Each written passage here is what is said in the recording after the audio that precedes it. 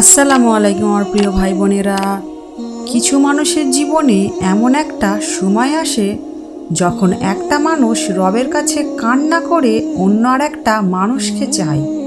5 ওয়াক্ত নামাজ পড়ে তাহাজ্জুদ পড়ে আল্লাহর কাছে চায়। কারোর বিয়ে হচ্ছে না, সে কেঁদে কেঁদে রবের কাছে চায়। অনেক আমল করে চায়, কিন্তু মাঝে মাঝে সে হতাশ হয়ে যায়। সে খুব চিন্তিত হয়ে পড়ে, ভিতরে অনেক কষ্ট পেতে থাকে। মনে হয় যে আমার দোয়া তো কবুলই হবে না। তুমি চিন্তা করো না, কবুলিয়তের সময় তখনই আসে যখন তুমি এই দুনিয়ার মোহমায়া ছেড়ে রবের ইবাদতে মশগুল হয়ে যাও। তোমাকে তোমার রবের উপর পূর্ণ বিশ্বাস রাখতে হবে। আল্লাহ কেন দেবেন না তোমাকে? যার জন্য তুমি সেজদায় কাঁদো সেটা তুমি একদিন অবশ্যই পাবে। যাকে তুমি আকাশে খোঁজো সে তোমার কাছেই আছেন। তোমার রব তো তোমার নিকটেই আছেন। তিনি সবই দেখেন এবং শোনেন। শীঘ্রই তুমি অনুভব করবে যে কেউ আছেন তোমাকে তার রহমতের চাদরে ঢেকে রেখেছেন। যদি তোমাকে আল্লাহ দোয়া করার তৌফিক দান করেন তো বিশ্বাস করুন কবুলিয়তের মোজেজা শীঘ্রই হবে। এই দোয়াই তো ইউসুফ আলাইসাল্লামকে অন্ধকার কূপ থেকে বের করেছিলেন। আল্লাহ তো তুমি না চাইতেও তোমাকে অনেক কিছুই দিয়েছেন। তোমার রব তোমাকে কখনোই ভোলেন না। এই দোয়াই তো হযরত ইব্রাহিম আলাইসাল্লামের জন্য আগুনকে শীতল করে দিয়েছিল। মোজেজা শুধু বিশ্বাসীদের জন্যই হয়। এই দোয়াই তো হযরত ইউনুস আলাইসাল্লামকে মাছের পেট থেকে বের করেছিলেন। তোমার ভাঙা হৃদয়ের কষ্টগুলো রবের কাছে বলো, তোমার ভাঙা আশাগুলো আল্লাহর কাছে বলো। হতে পারে আল্লাহ হয়তো এখনই কবুল করে নেবেন। জানো তো আল্লাহ কখনো কোনো কিছু ধার রাখেন না, না তোমার বিশ্বাসের আর না তোমার অন্য কিছুর। তুমি যাই দেবে তোমাকে তোমার রব 10 গুণ বেশি ফেরত দেবেন। তুমি হয়তো 1 ফোঁটার জন্য দোয়া করেছো, কিন্তু তোমার রব 1 সমুদ্র তৈরি করে রেখেছেন তোমাকে দেবার জন্য। আমার আল্লাহ অনেক মেহেরবান, পাক ও পবিত্র, রহমানুর রহিম, অনেক বেশি শক্তিশালী। তিনি তো দোজাহানের বাদশাহ। তিনি তো তোমাকে দান করবেন।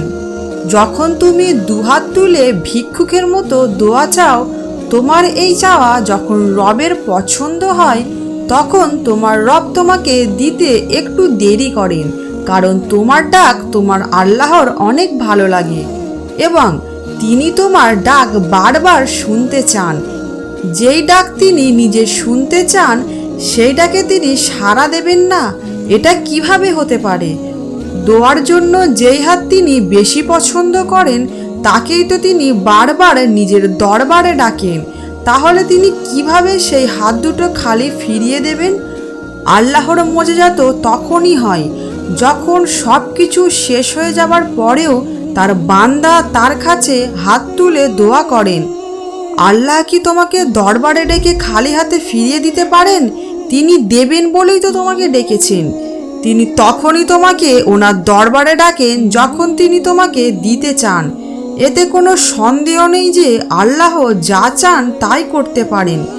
যখন তোমার চাওয়া অসম্ভব মনে হয় তখন মনে রেখো, অসম্ভব মানুষের জন্য, রবের জন্য নয়। তোমার অশ্রুর একটি বিন্দুও বিফলে যাবে না। আল্লাহ তোমাকে খালি ফেরাবেন না। আল্লাহর প্রিয় নবী তো বলেছেন যে দোয়া তাকদীর বদলে দিতে পারে। তাহলে তুমি কেন বিশ্বাস করছো না? কেন হতাশ হচ্ছ? এটা তো হতেই পারে না যে রহমানুর রহিম তোমাকে এত ভালোবাসে, তিনি যদি তোমার কাছ থেকে কিছু নিয়ে নেন তাহলে তার থেকে তোমাকে অধিক উত্তম কিছু দান করবেন না? এটা হতেই পারে না। সন্দেহ আমাদের বিশ্বাসে আছে, ওনার রহমতে নেই। তুমি 1 ফোঁটা যদি ভরসা করো তাহলে তোমাকে তিনি সমুদ্র পরিমাণ দান করবেন। এই দুনিয়ায় তুমি হাঁপিয়ে গিয়ে যখন তুমি তোমার রবের দিকে ফিরে যাও তখন তিনি অনেক খুশি হন। যদি তুমি ভেঙে চুরমার হয়ে যাও তাহলে মনে রেখো তোমার রব তোমাকে মজবুত বানাতে চান। তুমি যতবার ভেঙে পড়বে তুমি ততবারই অধিক মজবুতের সাথে উঠে দাঁড়াবে। আজকে যে কষ্টটা তোমাকে দুমড়ে মুচড়ে দিচ্ছে, একদিন এই কষ্টটাই তোমার শক্তিতে রূপান্তরিত হবে। আল্লাহ কখনোই তেনার বান্দাদের ছেড়ে দেন না, বরং আমরাই গাফেল হয়ে যাই, হারামে ডুবে যাই। মানুষের কাছে ভালোবাসা খুঁজতে থাকি, কিন্তু আমাদের যে সত্যি ভালোবাসে সেই রবকে আমরা ভুলে যাই। সেই রবের ভালোবাসার আমরা কোনো মূল্যই দিই না। অসম্ভবকে সম্ভব আল্লাহই করতে পারেন। তোমার দোয়াকে বাস্তবে পরিণত করতে শুধু তোমার রবই পারেন। তাহলে করো না দোয়া, বলো না রবকে যে তুমি কি চাও, আল্লাহকে রাজি করিয়ে নাও।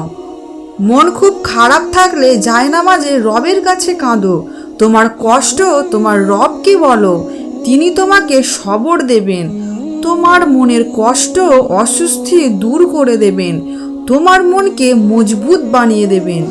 তিনি তোমার সব কিছুই জানেন, তুমি কি ভাবো, কি চলছে তোমার মনে সব, তবুও তোমার কাছ থেকে তিনি শুনতে ভালোবাসেন। তোমার দোয়ায় এত শক্তি আছে, এত শক্তি আছে যে এই দোয়ার মাধ্যমে তুমি ভাগ্য পরিবর্তন করতে পারো। দোয়া হালাল এবং নেক হলে অবশ্যই কবুল হবে ইনশাআল্লাহ। আপনাদের এই ভিডিওটি কেমন লাগলো আপনারা অবশ্যই কমেন্টে আমাকে জানাবেন, এবং ভালো লাগলে ভিডিওটিকে একটি লাইক এবং চ্যানেলটিকে সাবস্ক্রাইব করে দেবেন। আসসালামু আলাইকুম।